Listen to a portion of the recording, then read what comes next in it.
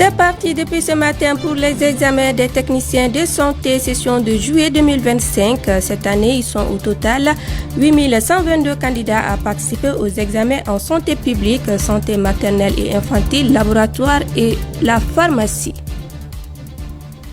Clôture des travaux de la première édition du Forum international de la diaspora. Ce forum a été une occasion d'échange accompagné de recommandations fortes. Les détails dans cette édition. Vous avez choisi ORTM 2 pour vous informer et vous avez bien fait. Mesdames et messieurs, bonsoir et bienvenue.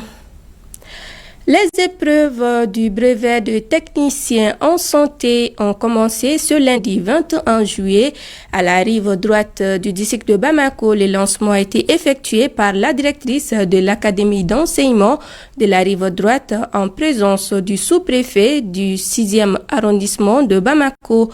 Au niveau national, 8122 candidats participent aux examens dans les filières de la santé publique, de la santé maternelle et infantile, du laboratoire et de la pharmacie. Reportage Amadou Diallo, Dramandiara.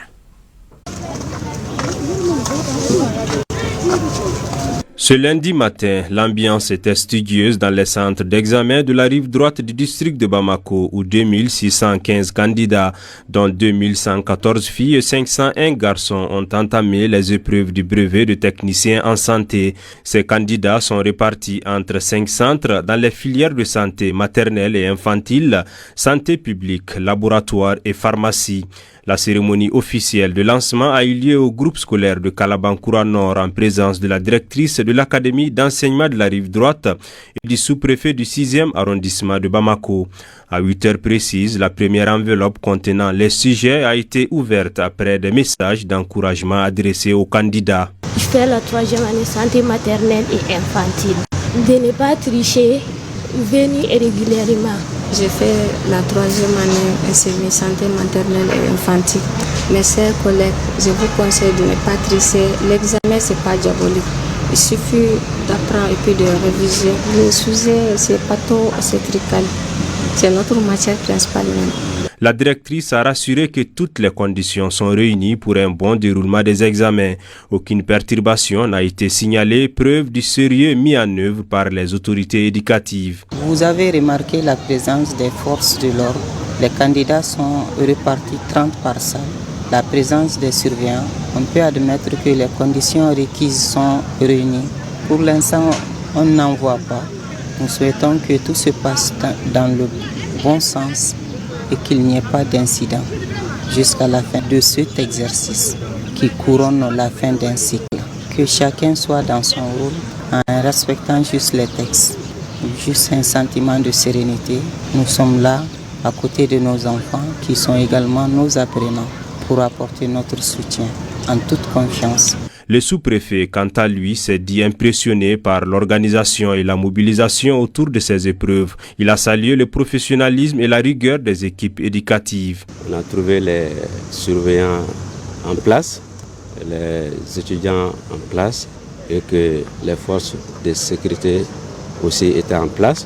On a trouvé aussi les candidats vraiment apparemment très bien préparés et que nous les avions dit que c'est un examen qui consiste à tester les connaissances qu'ils ont apprises au cours de l'année scolaire.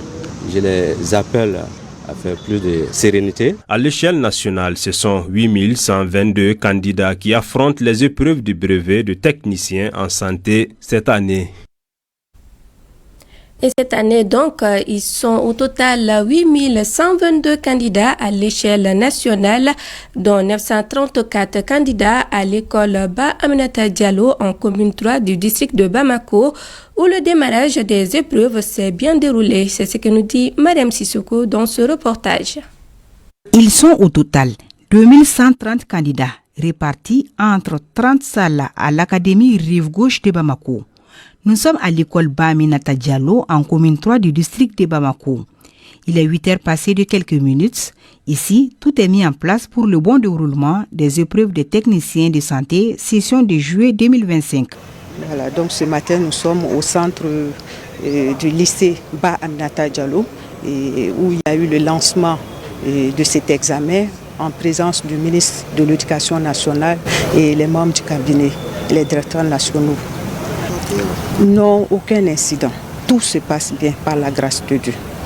Et vous savez, nous sommes dans la dynamique des examens. C'est la période des examens. Ça va être la période de récolte aussi pour beaucoup de candidats. Les premières récoltes ont eu lieu jeudi avec les résultats du DF. Voilà, donc cette dynamique-là continue. Hein. C'est dans la logique de l'année scolaire.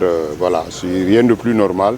Une année scolaire normale, donc des examens normaux et des candidats et candidates normaux et normales. D'un contingent de 10 122 candidats répartis entre 3 filières, santé publique, santé maternelle et infantile, et techniciens de laboratoire et pharmacie. Des candidats partagés entre anxiété et sérénité avant l'ouverture de la première enveloppe. Le ministre de l'Éducation, accompagné par les responsables scolaires, a profité de cette occasion pour prodiguer les conseils aux candidats avant de les inviter au respect des consignes données. Les candidates et les candidats de se concentrer sur leur sujet, de lire attentivement les sujets, parce qu'on ne peut rien comprendre qu'on n'ait pas maîtrisé, dont on n'a pas maîtrisé les tenants et les aboutissants, tous les contours. C'est ce que je leur ai dit. Aux surveillants, c'est la même chose de tout temps. Le laxisme dans la surveillance des épreuves, ce n'est pas bon. On les a choisis, les surveillants, pour qu'ils fassent leur travail de surveillant. Donc, toutes les consignes, tout ce qui concerne la police des examens doit être respecté. Il faut signaler qu'à l'échelle nationale, ils sont au total 8122 candidats inscrits. Le moins que l'on puisse dire, c'est que cette évaluation qui sanctionne l'année académique démarre dans la sérénité. Autre titre de cette édition, clôture samedi dernier du Forum de la diaspora malienne. Première édition organisée par le ministère des Maliens établi à l'extérieur et de l'intégration africaine en partenariat avec l'Organisation internationale pour les migrations.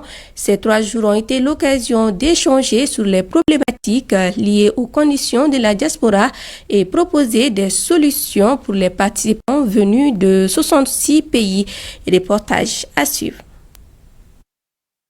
Donc avec fierté et confiance que je vais vous dire au revoir sans dire que c'est clos et assurer que la flamme effectivement qui est née de ces forums, Inch'Allah, ne s'éteindra pas. C'est à travers ces mots que le ministre des Maliens établi à l'extérieur et de l'intégration africaine a clôturé le Forum international de la diaspora. Première édition, ce forum a été une occasion d'échange accompagné de recommandations fortes. Nous avons lu ici 25 recommandations, mais les recommandations sont au-delà de 25. Et comme le ministre vient de le dire, ces recommandations ne resteront pas dans les tiroirs, ne seront pas en fait de lettres mortes, mais le travail va commencer. Nous aurons une feuille de route et un plan stratégique de mise en œuvre de ces recommandations pour que les projets d'investissement que les compatriotes établis à l'extérieur déposeront à notre niveau puissent être acheminés dans les départements ministériels concernés et que l'investissement productif de nos compatriotes puisse être une réalité. À la suite des 3 jours d'échange, les participants venus de 66 pays du monde se disent satisfaits de cette rencontre. Ce forum 3 jours d'échange entre les investisseurs et la diaspora malienne a permis de nous donner un nouvel élan pour non seulement continuer à investir, mais investir maintenant dans des projets structurants qu'on quitte dans le domaine d'envoyer juste pour des cas sociaux, c'est très bien, mais maintenant qu'on puisse envoyer investir pour des projets structurants qui peuvent créer des emplois qui peut créer une cohésion entre la diaspora et ceux qui sont résidents dans nos pays d'origine. Comme ils ont dit, cette flamme devrait rester allumée pour la génération future. L'ouverture a été faite par le Premier ministre, ça nous a beaucoup plu, on ne pensait pas que ça va prendre cette ampleur. Et quand dans le vif même des panels, franchement, il y a eu beaucoup de questions qui ont été posées. Il y a eu des investisseurs qui sont prêts à venir déjà investir déjà. Nous sommes vraiment ravis et comblés et très satisfaits du forum. Et surtout, ce qui m'a remarqué, c'est la présence des ministres des Affaires étrangères Burkina, Niger pendant tout le long de ce forum. Et que je pense qu'aujourd'hui, l'État malien il nous a rassuré que les diasporas, c'est un atout pour les pays et comptons beaucoup sur nous pour qu'on puisse vraiment travailler ensemble et faire en sorte que les migrations qui soient en frein pour retour massif de migration pour s'installer au Mali. On est venu ici, on a compris beaucoup de choses dedans quand même. Ce que nous veut dire à tous les Maliens, ce que le gouvernement quand même a pris, c'est une bonne position. On appelle tout le monde à venir travailler au Mali. Ce forum a permis de donner la parole à la diaspora qui a démontré qu'elle est porteuse de projets et de compétences.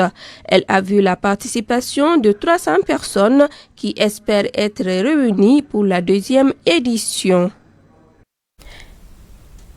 Un dîner de revoir a été organisé pour les participants du Forum international de la diaspora malienne. Au cours de cette soirée, des notes de satisfaction ont été exprimées sur le forum. Les temps forts de cette soirée qui a réuni des Maliens de la diaspora, des amis de la Confédération des États du Sahel ainsi que d'autres nationalités, c'est avec notre reporter Ibrahima Souri Traoré. Après l'effort, c'est le réconfort, dit-on, une perspective suivant laquelle la diaspora malienne s'est réunie autour d'une table pour partager un dîner à la suite de 3 jours de travaux. Dans une salle avec plusieurs personnalités du Mali, de la Confédération des États du Sahel et d'autres pays, les réactions penchent toutes du côté d'une soirée agréable et festive. On ne peut que dire, alhamdoulilah, ça a été vraiment une réussite. On ne s'attendait pas à une chose grandiose comme ça. Vraiment, on remercie le ministre des Maliens de l'extérieur. Il a vraiment assuré. Il nous a appelés et on est venus et il nous a montré que nous ne sommes pas n'importe qui. Les ressortissants maliens abondent dans le même sens en partageant leurs ressentis en faveur de cette rencontre nocturne et amicale. C'est un sentiment de satisfaction, mais aussi de réussite. L'ambiance, elle est festive, elle est joyeuse. On est là pour célébrer justement la diaspora malienne. Et puis, nous avons la chance aussi d'avoir une très forte délégation ministérielle. Et c'est une belle soirée pour remonter très haut les couleurs du Mali. Ce sentiment qui m'anime, je vois qu'il y a une grande volonté quand même politique pour pouvoir atteindre les objectifs. Je pense que l'initiative a été prévue de nous accorder un gala pour pouvoir quand même nous détendre pendant 3 jours de travail que nous avons eu à faire. Une très bonne ambiance avec la musique traditionnelle, qui est quand même notre musique, qui nous donne encore plus de force et dynamique pour pouvoir participer dans la construction de notre pays. Le dîner de clôture du Forum international de la diaspora a également été marqué par des remises de cadeaux et d'attestations, ainsi que de vives félicitations pour la réussite de cette première édition. Les ministres de la Confédération des États du Sahel, tout comme les invités, en plus d'autres délégations étrangères, ont ainsi terminé la soirée en beauté, qui marque également la fin de ce forum, voulu et initié par les autorités maliennes. Vous avez suivi un dîner de gala, vous savez. Quand un étranger arrive, on le reçoit. Ici, je peux nous appeler étrangers parce que nous ne sommes pas des étrangers, mais nous sommes établis quand même à l'extérieur. Rien ne nous a manqué. Et vous avez vu que ça se clôture avec un dîner de gala dans un hôtel magnifique. Donc, nous ne pouvons que remercier alors les ministres qui, grâce à lui, tout cela est rendu possible. Au-delà d'un partage de repas, ce fut aussi un cadre pour les notes mélodieuses du célèbre chanteur Sidiki Diabaté à travers un live inédit.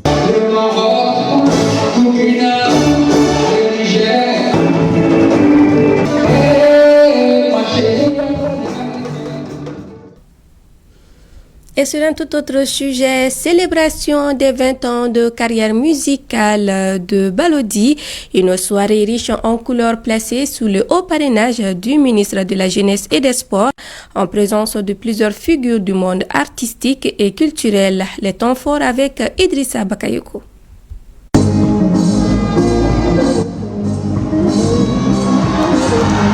Un anniversaire haut en couleurs au rythme des mélodies et l'un des piliers de la musique malienne, Ali Damele, alias Général Balodi. À l'occasion de ses 20 ans de carrière musicale, l'artiste a réuni ses fans, ses collègues et ses proches pour une soirée riche en émotions. Un événement culturel et social avec des prestations en live exceptionnelles, symbole d'unité et de cohésion nationale.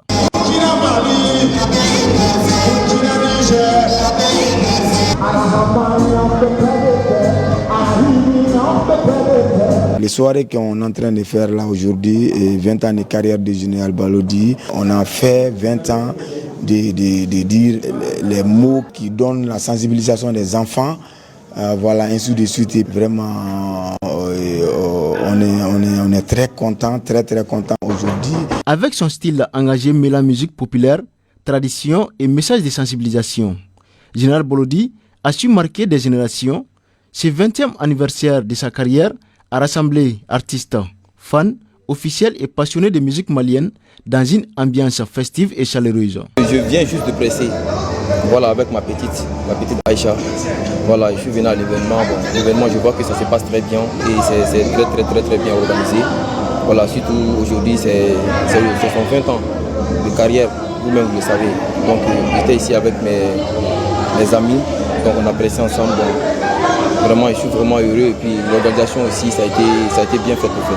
Je lui souhaite vraiment du bonheur pour son carrière. Sincèrement, je suis très content de ça. Je suis très content. Et puis vu donc, les gens qui sont massivement sortis pour venir soutenir Balodi, donc je tiens à remercier toutes les personnes qui sont venues. Félicitations à vous. Donc on a notre chapeau pour vous. Donc vive Général Balodi. Le représentant du ministre de la Jeunesse et des Sports, chargé de l'instruction civique et de la construction citoyenne, parrain de l'événement, a salué Balodi pour son engagement en faveur de la citoyenneté et des valeurs patriotiques qui fait honneur à la jeunesse malienne. L'artiste Balodi fête ses 20 ans de carrière et nous au niveau du département on a remarqué qu'il sensibilise beaucoup par rapport aux effets néfastes de la drogue à tous et faire surtout la promotion de la jeunesse, de la citoyenneté.